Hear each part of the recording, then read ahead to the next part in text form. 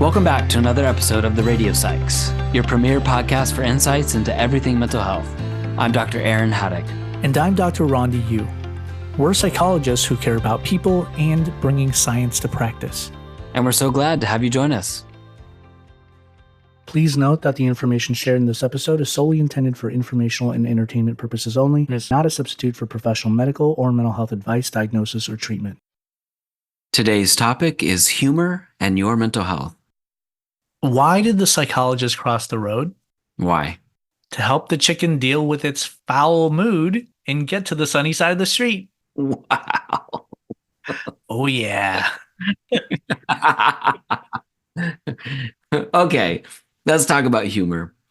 In the words of the British poet George Gordon Byron, always laugh when you can. It is cheap medicine. He had a point. Yeah. The research suggests a relationship between humor and a range of psychosocial outcomes. In other words, it brings a lot of good things to your mental and social well-being.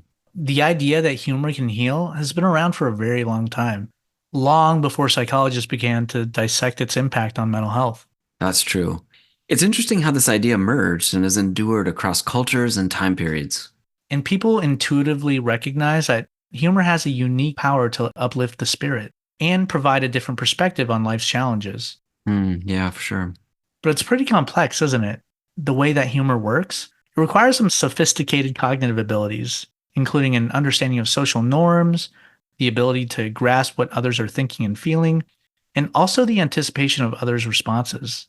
You know, somewhat related to this, in a study published recently in the Royal Society's flagship biological research journal, researchers found that 4 species of great apes, our distant relatives, engage in playful teasing, a form of humor, in ways that are similar to humans.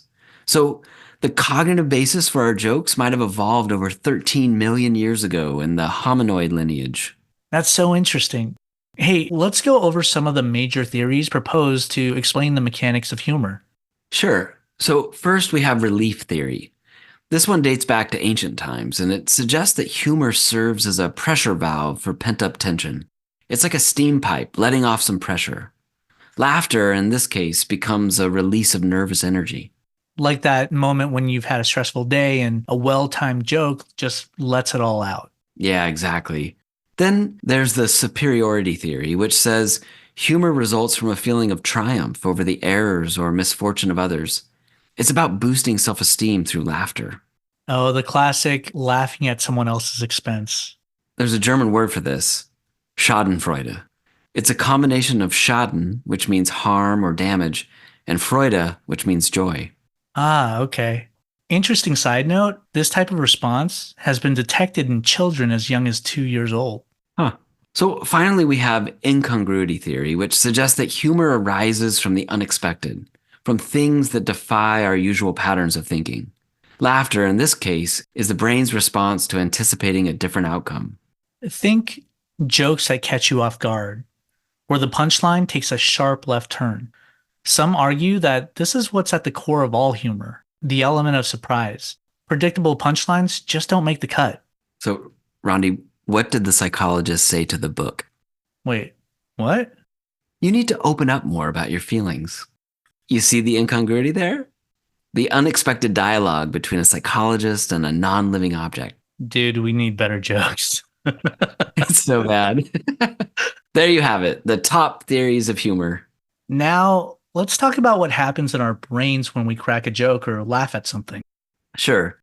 So let's start with the ventral striatum, our brain's reward hub. When you crack a joke or hear something amusing, it can light up like a 4th of July fireworks display, releasing dopamine, the pleasure and reward neurotransmitter. So it's like the brain's way of saying, hey, that was good. Let's have more of that. Right. And there's also the beta endorphins, our endogenous mood enhancers. Studies have shown that laughter increases the production of beta endorphins, providing a natural high, similar to the effects of exercise. And they're involved in fostering social bonds too, aren't they? Yeah, they are. When we share laughter, beta endorphins are released, acting as a social glue. They strengthen our connections with others, creating a shared experience and reinforcing those social bonds. It's like nature's way of encouraging us to come together, share positive moments, and strengthen the social fabric. So the next time you and your friends share a hearty laugh, just know that beta endorphins are working behind the scenes, weaving those social bonds even tighter. And let's not forget what humor can do for your stress level. When we laugh, it lowers cortisol, the body's stress hormone. Wait, do we see this effect when we deliver jokes too? When we actively engage in humor by cracking jokes, the relationship with cortisol isn't as crystal clear as when we're on the receiving end of laughter. Okay, so it seems the evidence isn't really there to say that cracking jokes lowers cortisol. Right. It seems the reward comes later for the person telling a joke when people laugh. Hey, we should talk about types of humor. Ah, good call. This matters because not all forms of humor are created equal. And each type has its own implications for your mental health. Studies indicate that the way we express humor can influence how we feel. If you tend to share jokes that bring people together, known as affiliative humor, or find the funny side of life's challenges, which is self-enhancing humor, it's linked to feeling better overall. On the flip side, humor that pokes fun in a hurtful way, known as aggressive humor, or humor that puts yourself down, which is self-defeating humor, might not be so great for your well-being. Hmm. What about sarcasm? Where's that fit in?